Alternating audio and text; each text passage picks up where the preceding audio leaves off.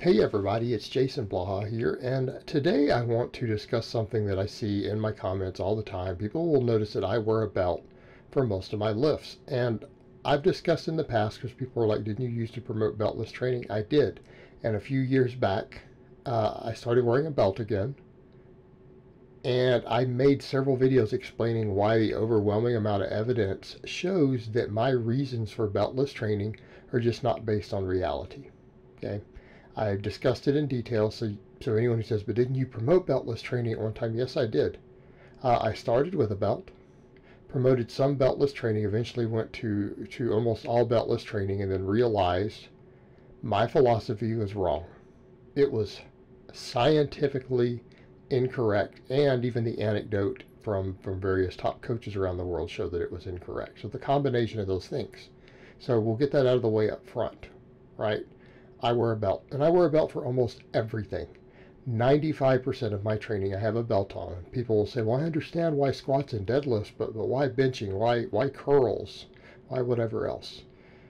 And that's the fascinating thing for me, is that when people say that, it's very obvious that they don't know why we wear a belt on the squat and the deadlift.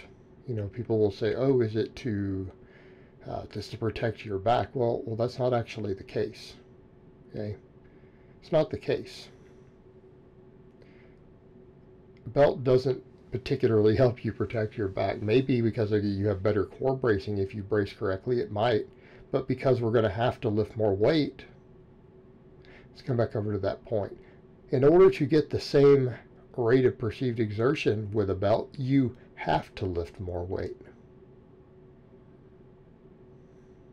And at the end of the day, I think your back gets subjected to just as much stress. It's subjected to just as much stress. So the question becomes then, why on the bench press? Well, let's come back over to what we just said. To lift more weight. Okay, that is the reason we wear a belt. Now, the same people will then say, well, it helps you lift more weight on the squat and the deadlift because it helps you keep a more upright position. Is that what it is? Or what about when you're low bar squatting? How about all the good mornings? I don't think it helps you keep a more upright position at all. Helps you stay tighter, which is why we wear a belt. It helps you stay tighter. If you have something to brace your abs against, you can tighten everything more. Okay. That gives us an irradiation effect. Improves neuromuscular efficiency. In other words, it allows us on a rep for rep basis to get better muscle activation. It allows your quads and your glutes to fire harder on a squat or a deadlift. It allows your pecs, your triceps, and other muscles to contract harder on the bench press.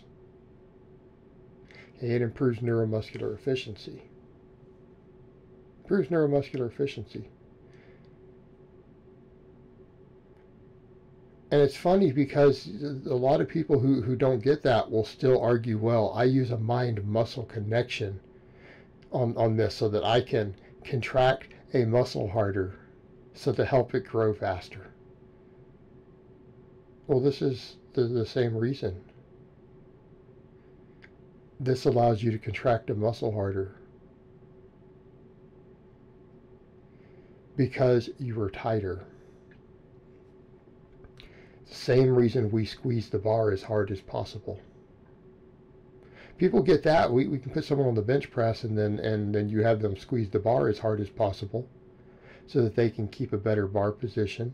It helps engage the lats more. Everything else, if you spread the bar, for example, or try to break the bar in half, you engage more lats. Okay, use more muscles. All of that helps us get tighter. Well, a belt helps us get tighter. Because we can brace our core hard. We can brace everything. Now, that ultimately means that we can lift more weight. It may not be a lot. It might only be 1 pound on your bench press. But it allows you to lift more weight. It allows for better efficiency on every rep and every set. allows us to be more efficient. And hopefully that makes sense to people. If you can contract more muscle fibers and you can do more work and you can lift more weight on every rep and every set, that carries over into better gains. In other words, the belt helps you make better gains. Of course, you get people again who will say, but it's at the expense of your abs and core. Well, before we even get into that, I'm going to point out, hopefully you're training your abs and your core. You guys are doing ab work, right? If you're not, you should be. If there's a lot of you who are stuck at a 400 squat and you're not doing ab work, I got bad news for you. That might be why you're stuck at a 400 squat. Right? We train our lower backs. We train our abs. I do hanging leg raises for abs personally. That's what I like to do these days. Hanging leg raises. And yes, you crunch on it. You don't just lift the legs. You're supposed to actually roll your pelvis under and crunch a little bit at the top. Yeah, and people will also say, that's not an ab exercise. Well, clearly you don't know how to perform it correctly, if you think it's not. So, you're training your abs already. You're training your low back already. I do good mornings, reverse hypers, all that stuff. I get at least 12 sets for my low back every week. I probably do 5 sets of crunches a week, 5 or 6 sets, or the hanging leg raises. That's what I do. I train my core. I also squat and deadlift over 600 pounds. People will say, well, you may be contracting your abs hard, but what about when the belt is removed? All right, if you're going to use that same logic, there's no point in doing a curl for your biceps. Why? Because if you don't have the dumbbell that you're curling, the bicep can't contract correctly anymore. So what's the point? That's the same logic. Okay, we know your abs contract harder. They contract harder when you wear a belt if you brace them against it. That means that your abs get bigger and stronger. Okay, they get bigger and stronger. So when you take the belt away, it's like, well, you don't have anything to push your abs against. Yeah, just like you don't have anything to push your bicep against when you don't have the barbell or the dumbbell you're using, so there's no point in training it to get bigger and stronger, right? Since you don't have a barbell to press against. That's the same level of logic. Hey, your abs are going to get bigger and stronger from using the belt. Plus, you should be training them anyways.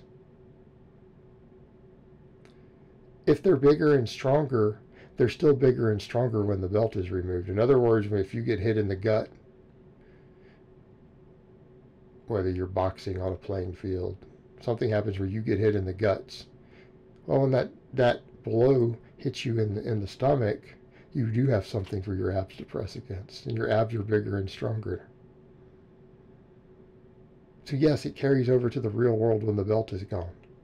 It's complete nonsense. It's the same thing with all the other muscles. If you got bigger and stronger from wearing the belt, you're going to be able to apply more force when the belt is removed because you are bigger and stronger. Right? Hopefully we're good. Hopefully people understand now. All right, guys, but that's really all I have to say on that today. I hope it's been informative, and I will talk to you guys next time.